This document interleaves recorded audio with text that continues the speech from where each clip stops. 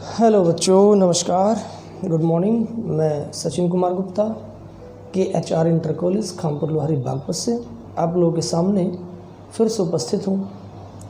कक्षा 10 का विज्ञान विषय भौतिक विज्ञान पार्ट का जो हमारा विद्युत चैप्टर चल रहा था उसी के अंतर्गत मैं आगे बढ़ता हूँ।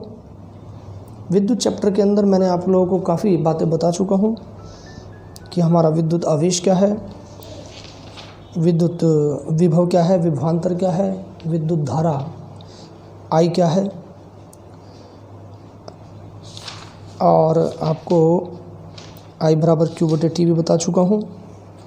प्रतिरोध बता चुका हूँ, प्रतिरोध क्या है, ओम का नियम भी बता चुका हूँ, विद्युत प्रतिरोध भी बता चुका हूँ, प्रतिरोधों का संयोजन भी बता चुका हूँ कि श्रेणी क्रम में जोड़ते हैं और समांतर क्रम में जोड़ते हैं। ऐसे बहुत से टॉपिक मैं आप लोगों के सामने समझा चुका हूँ।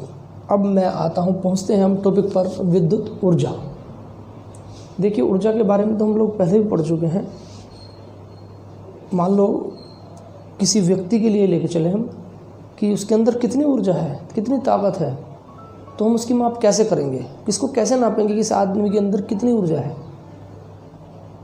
तो किसी व्यक्ति के अंदर ऊर्जा को देखने के लिए कि कितनी ऊर्जा है, उससे हम काम करा के देखेंगे। अर्थात कार्य कराने से ही पता लगता है। यदि किसी व्यक्ति ने कम कार्य किया तो इसका मतलब उसके अंदर कम ऊर्जा है, और किसी व्यक्ति ने यदि ज़्यादा काम किया तो इसका मतलब उसके अंदर ज़्यादा एनर्जी है, ज़्यादा ऊर्जा है। तो यानी कि ऊर्जा जो है कार्य करने की माप को ही कहते हैं। अर्थात कह लीजिए कार्य ही हमारी क्या है, ऊर्जा है। बस उसी टॉपिक को पकड़ते हुए चलते हैं।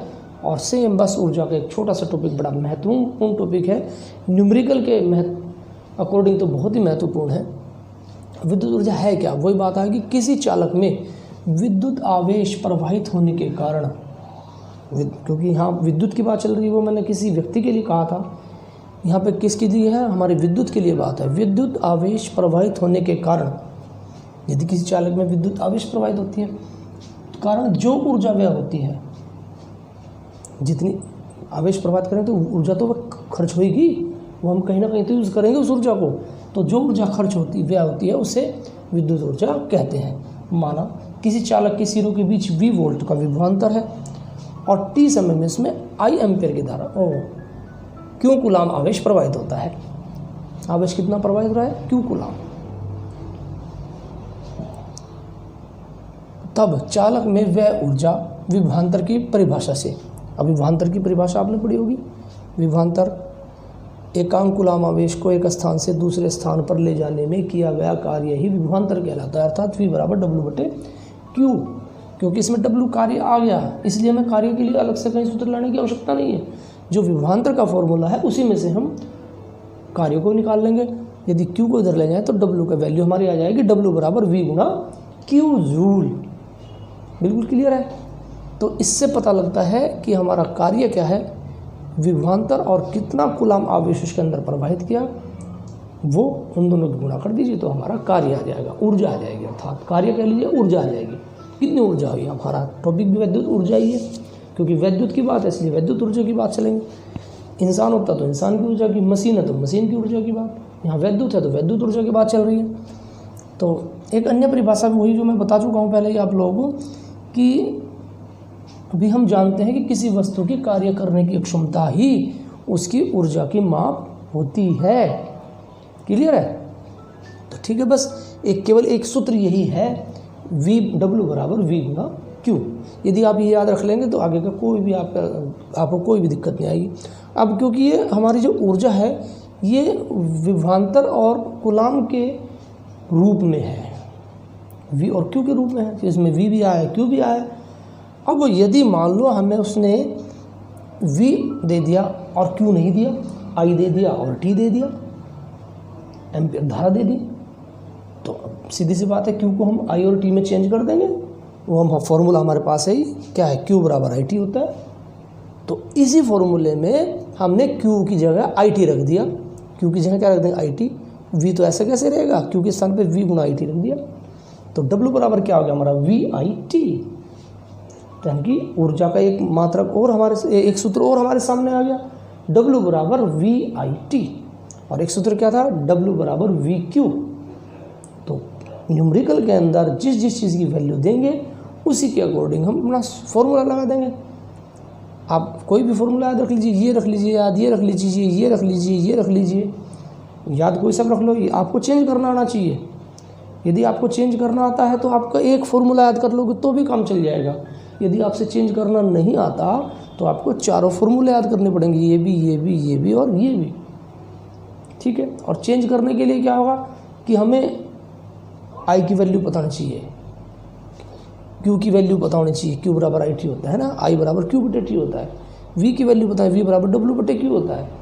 बस हो गया काम। क्योंकि विभवांतर का फॉर्मूला विभवांतर बराबर डब्ल्यू बटे क्यू और आई बराबर क्यू बटे टी, हम दो फॉर्मूले सबसे पहले पढ़ के आए थे। मैंने पहले वीडियो में बताया था कि ये फॉर्मूले सबसे इंपॉर्टेंट हैं। इन्हीं फॉर्मूले के आधार पर हम आगे के फॉर्मूले निकाल सकते हैं। चलिए, और एक तरीका और बताऊँ आपको याद करने का इसको। ऊर्जा, ऊर्जा कैसे आती है, विटामिन्स, विटामिन से ले लो, VIT, विटामिन से याद कर लीजिए आप इसको। यदि आप VIT, विटामिन्स, विटामिन्स आगे का अक्षर छोड़ दीजिए, VIT, बस W बराबर VIT। एक फॉर्मूला याद हो गया तो इसको भी हम कन्वर्ट कर सकते हैं, इसको भी कन्वर्ट कर सकते हैं, इसको भी कन्वर्ट कर सकते हैं। चलो, ये तो विभवांतर धारा के पदों में हो गया। अब विभवांतर और प्रतिरोध दे दिया तो क्या करेंगे। अभी V बराबर IR भी होता है, आप लोगों को यही पता होना चाहिए। पता है आप लोगों को, क्योंकि R की वैल्यू हमने निकाली थी। यदि दो सिरों के बीच विभवांतर V और में बहने वाली धारा I हो तो उनका अनुपात सदैव नियत रहता है। ये ओम का नियम हमने पढ़ा था, V बराबर IR पढ़ा है हमने। तो बस तो I की वैल्यू कितनी होगी, V बटे R। I की वैल्यू R भी चले गए, V बटे R हो गया, समीकरण 4। अब I की वैल्यू रख दो यहाँ पे इस सूत्र में, इस वाले सूत्र में अब I की वैल्यू रख दो, V बटे R रख दिया I के स्थान पे। तो W बराबर V और V गुणा क्या होगी, V स्क्वायर बटे R as it is, T भी ऐसे कैसे, इतना जूल, एक फॉर्मूला ये बन गया। तो इसमें कहीं कहीं के रूप में हो गया आपका ये विद्युत ऊर्जा का फॉर्मूला हो गया। विभवांतर में विभवांतर भी है और प्रतिरोध भी है, और टाइम तो है ही। टाइम तो ऐसी चीज़ है कि टाइम तो अधिकतर देंगे, सीधी सी बात है। जो भी फॉर्मूला होगा उसमें यदि 3 ऑप्शन है, 3 चीज़ें हैं तो 2 की वैल्यू देगा, तीसरा निकलवाएगा। यदि उसके अंदर 4 चीज़ें हैं तो 3 की वैल्यू देगा, 3 की वैल्यू देगा, 1 की वैल्यू निकलवाएगा।